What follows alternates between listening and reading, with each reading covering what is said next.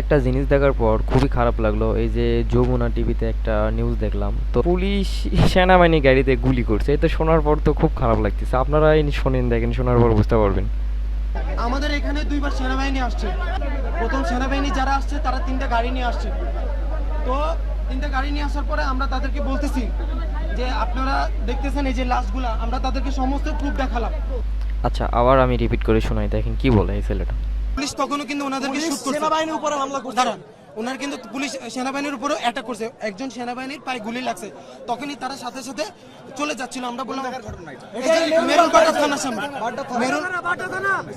আমার বাইরে মারার পরে পুলিশে গুলি করে মারার পরে কেন ওনারা পকেট থেকে আইডি কার্ড মানিব্যাগ এগুলো রেখে দেয় কেন? পুলিশে কেন মানিব্যাগ পকেট থেকে জিনিসপত্র রেখে দেয় কেন? লাশের পকেট থেকে সবকিছু রেখে দেয় পুলিশে গুলি করে মারার পরে আমার ভাইদের পকেট থেকে সবকিছু রেখে দেয়। দাঁড়ান, আমার কথা শুনুন। চুপ থাকেন ভাই, দাঁড়ান, একটু চুপ থাকেন, ইম্পর্টেন্ট খবর আছে ভাই। ভাই আমার কথাটা শুনুন একটু। একজন বলেন আপনি এখানে কি করতেছেন? ওই লাশটা কেউ চিনতে? আরে বাবা,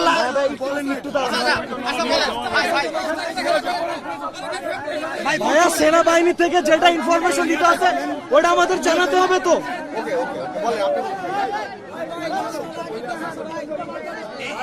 এই যে ভদ্রলোককে দেখতেছেন,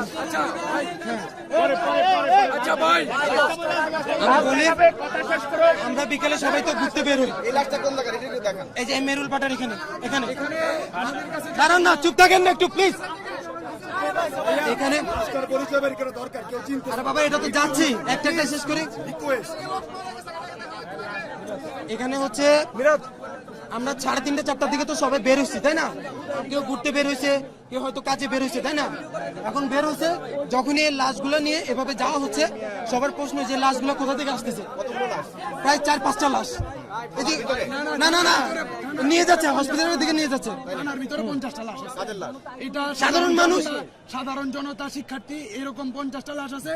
আমি একটু ভিডিও করতে গেছিলাম, এই ছেলে প্রায় 5টা লাশ আমার পায়ের তলে পড়ছে। পরে আমি এগুলো ভিডিও করছি। এবং যে অনেক লাশগুলা এগুলার বেওয়ারিশ, এগুলার আইডি কার্ড নাই। যত ছাত্র জনতা বের হয়েছিল আমাদের মতো ভাই, এই যে ভিডিওতে যারা দেখলেন, পুলিশ আমাদের সামনে, পুলিশ ভাই দাঁড়ান একটা মিনিট, পুলিশ 5টা 6টা পর্যন্ত সাধারণ জনতা এবং শিক্ষার্থীর উপরে গুলি। এটা কোনো কথা